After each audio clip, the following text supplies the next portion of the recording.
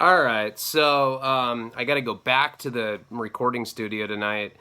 The album is due tomorrow, and there's a bunch of changes that my sound engineer had noted that I need to do. I thought it was going to be done. Plus, we're still gathering some of the guest appearances. Nick Stahl is going to do one, E40 is going to do one, and we got to record those. We already got Boston George, we got Freeway Ricky Ross, Dirt Nasty, Tommy Chong, a couple other surprises that I'm not going to announce until the album actually comes out. But it's going to come out midnight on Thanksgiving. Drug Stories for Truckers Volume 1. I'm not going to be able to do the live tonight because I have to go to the studio. A lot of people have been sending me GoFundMes, so I want to get the raffle done. We'll probably do it tomorrow or Tuesday. I'll make an update video just to announce when I'm going to be doing the live, and I'll do a new Fed video tomorrow. But what I wanted to do, just because I wanted to put something up, I wanted to read a short story that I wrote a couple years ago. It's in this book right here. It's called Just to Watch Him Die. It's a anthology that was edited by my good friend Joe Clifford. He wrote the book Junkie Love, and he was one of the first writers to kind of take me under their wing and endorse me, gave me a blurb for Wasting Talent, and we've done a lot of touring together, a lot of readings together. We did the 20th anniversary of Jerry Stahl. I have that posted. We've done some literary festivals. I've done Lip Service West for him. Joe's really had my back. But he edited this anthology, and what it is, like I said, it's a tribute to Johnny Cash. And this story right here is a work of fiction. It's basically prison folklore that I had heard over the years. I don't know if it's true or not, and I mixed some elements of things that I'd actually experienced in prison with this made-up story just to, you know, compose a short story, which is a different beast altogether. I'm going to be doing part 2 of how to turn your crazy life experience into a book and film, and I think it's important that you see my process, because now a lot of you are familiar with you know, the prison stories that I've posted, so you'll see what's from my real life, and you'll also see this fictitious story that I added to it. This is available on Amazon. It's a really good anthology. There's some great writers in there, and I'm proud to be part of it. I did a couple live readings for it a couple years ago. I had written when this was put out by a company called Gutter Books. They also did a rock anthology, which was like crime fiction inspired by Bruce Springsteen. It's called Trouble in the Heartland, and I think it won a couple awards. This one got nominated for some awards as well. And you know, I had to choose a Johnny Cash song, and based on the title, just write, you know, a story that inspired me based on the title. And when Gutter Books and Joe Clifford had approached me about it, I was actually in Lompoc on my second time in federal prison. I was doing a violation. So I wrote this by hand in the hole, and it's one of the only short stories that I have out there. I have maybe like 4 or 5 short stories published, but this one was the only one that made it to an anthology. Other ones have been in magazines and are published in various places on the internet. This one's called Folsom Prison Blues, and without further ado, let's get into the story. So this is Folsom Prison Blues by RYAN LEONE. It is never dark in prison. There are gigantic stadium lights outside with an orange glare that makes it impossible to see the stars while walking the yard's track. It illuminates your cell throughout the night, like a flame teasing a wick that never quite goes out. Some men tie a t-shirt around their eyes, but I've always found the horrors of the penitentiary brighter playing on a black screen. The way dry blood goes brown on a shank, the tith-tith of somebody getting stabbed, tith sounding even longer when the wounds overlap. That sad and vacant look in a lifer's eyes when he has been completely hypnotized by routine. My cellie, a lofty skinhead named Boots, had put me up on prison politics while I was still in the county jail. No smoking with the spades, he said. No eating with them, after them, whatever. I try not to do any business with them for any fucking reason. I don't care if they got the best dope. They are animals, bro. California is racially divided because of all the dumb gangs and shit. If you're weak, you're going to get sniffed out. You got to put in work for your own people. There's always going to be some Lot Peckerwood that can't pay his bills who you can go after. And you need clean paperwork. If you snitched on your case or you're some kind of sex offender, forget it, bro. You are the enemy, and when you're discovered, you will be murdered. Murdered. One more thing, he said. Don't mess with the punks. It's like illegal for the government to stop giving them estrogen, so they got tits and everything. They use Kool-Aid as makeup and have long hair. I'm not lying, bro. They look like broads. Years will start playing funny tricks on you when you see some curvy broad walking the fucking yard. I seen more people get whacked in the joint over punks than anything else. There are no chicks with dicks. Boots paused and then finished. There are only dudes with boobs. Remember that. It'll save your life, kid. I was designated to one of the most violent prisons in the country. Boots gave me some push-and-pull syringes before I left that I had to smuggle in my lubricated ass, an offering to my fellow white comrades. It's hard smuggling 6 hypodermic syringes, especially when you have to travel for half of a day on a turbulent bus ride. With each bump on the road, your asshole is agitated, and by the time you land on the prison yard, you're bleeding, and your anal spokes have been permanently altered. This is the great paradox in a world measured by bravado and hypermasculinity. You're at a favorable advantage by how much contraband you can smuggle up your asshole into the prison gates. I don't care who you are. You can be doing 14 months or a life sentence, but you'll always remember that first night in prison. When those magnetic cell doors slam shut, the ceaseless light reminds you that you are in captivity. The small outside window acting as a hellacious postcard. Instead of palm trees, it is stamped with the silhouette of a gun tower and the ominous coil of razor wire. It's a night that seems to loop in infinity.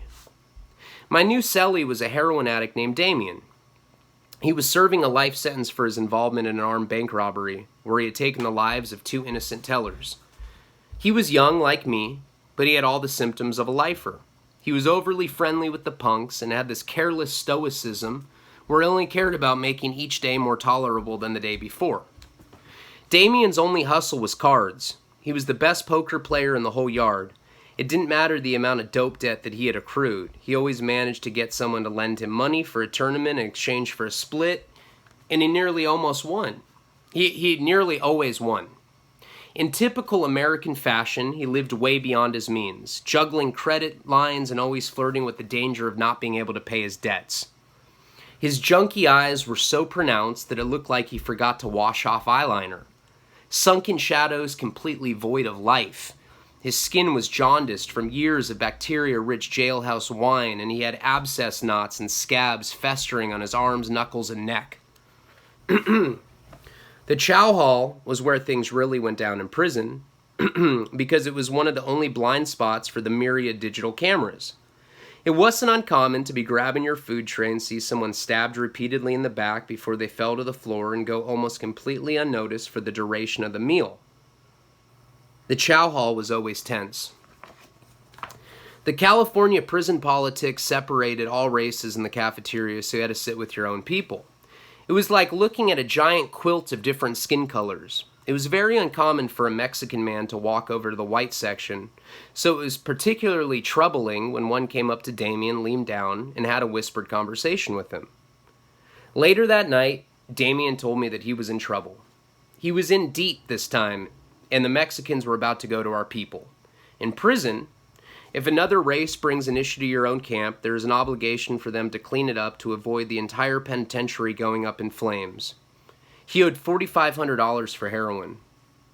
The Hispanic man that was responsible for collecting the debt was named Diablo. That's Spanish for the devil. He had all the attributes of a demonically possessed man. Short and stocky, emblazoned in ashy Aztec tattoos that served as trophies for his many prison kills. Damien told me that Diablo had proposed an offer, one last chance before he was reduced to a homicide statistic in the pen.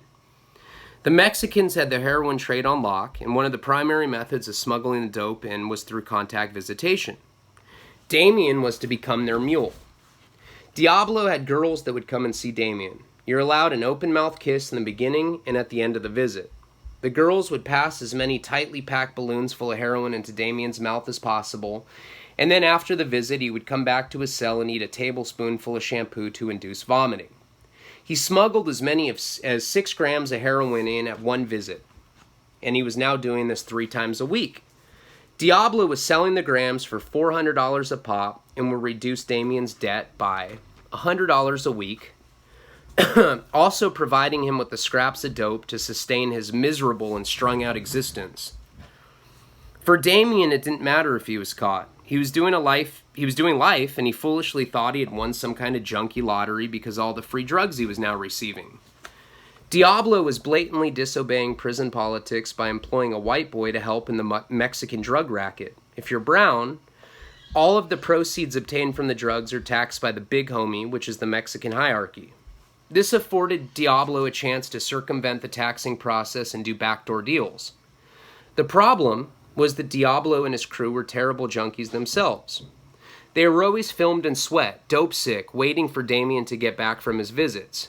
He'd be hunched over in our cell above the metallic toilet, sticking fingers down his throat as the Mexicans cheered him on. A balloon would plop out, one at a time, and he would sit there with blue head and shoulders spittle caked around his mouth, panting from the shampoo vomit until the deed was finally done. Then there was a problem.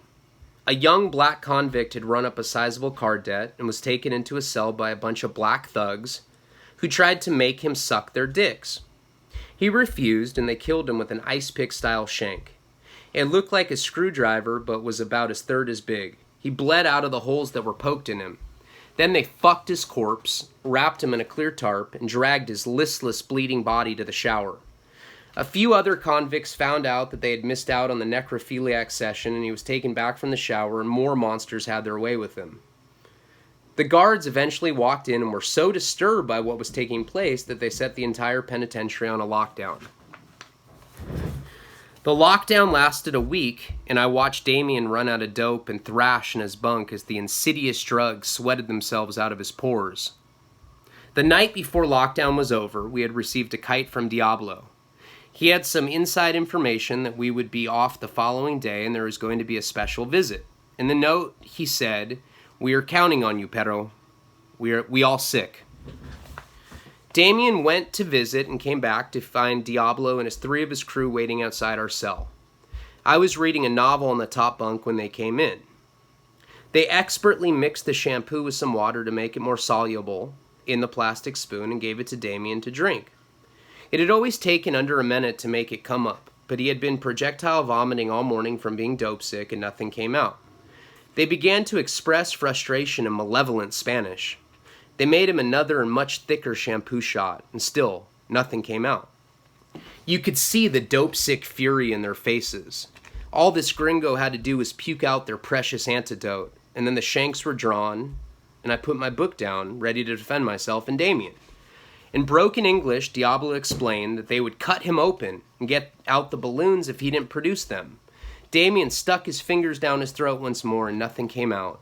Just a few feeble suds from the shampoo. Diablo made a gesture to his biggest henchman and he rushed me before I had time to react. He pinned me down to my bunk as I struggled to see what was happening below me. Diablo was holding Damien and his friend took out the most serrated prison knife I had ever seen. It was over a foot long, like some dystopian weapon, jagged with swirling razored edges. He stuck it straight into Damien's abdomen as he wailed in horror. He began to carve his stomach open. Blood cascaded down his waistline and puddled around his body. Intestinal wiring spilling out in a sick honey color you would never know existed inside of a human body.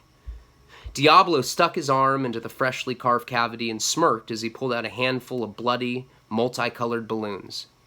They didn't even look at me after they let me go. They were too concerned about getting well. They left Damien's snarled corpse on the floor in the cell, and eventually the guards came in because blood began dripping out of the cell and down the tier. They knew Damien was a dope fiend, and they blamed it on a debt. There was no static, no investigation. The guards knew better than to ask me. They knew I wouldn't say a word even if I saw something, and of course I'd say I did not. Besides, what did I really see? Life is cheap in prison. Heroin is not. Thank you guys. I appreciate you listening to my short story. Please like, share, comment, all that. And we will see you with new stories and alive in the beginning of this week. right now I'm just trying to get this album out of the way, but I figured I'd post something for you. So, I love you. Palabra.